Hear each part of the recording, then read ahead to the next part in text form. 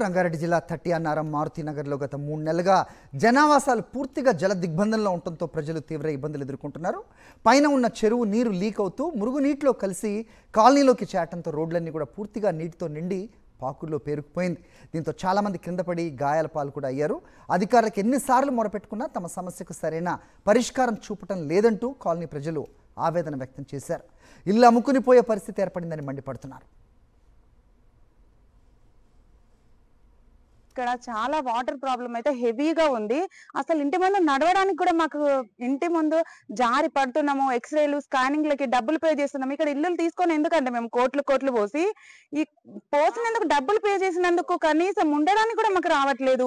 పాములు వస్తున్నాయి, ఇంట్లో లోపలికి పాములు వస్తున్నాయి, పెద్ద పాములు వస్తున్నాయి. చిన్న పిల్లలు స్కూల్కి వెళ్ళడానికి, కాలేజ్లకు వెళ్ళడానికి, ఆఫీస్లకు వెళ్ళడానికి కూడా ఇంట్లోనే ఉండిపోతున్నారు. అసలుకి బయటికి రావడానికే ఇబ్బందిగా ఉంది. ఇక్కడికి అధికారులు ఎవ్వరూ రావట్లేదు, వచ్చినా చూసి వెళ్తున్నారు. దయచేసి మా కాలనీ మాత్రం వాటర్ చాలా ప్రాబ్లమ్స్ ఫేస్ చేస్తున్నాం. ఇలా ఉండొద్దు, సాల్వ్ చేయాలని అధికారులను కోరుకుంటున్నాం.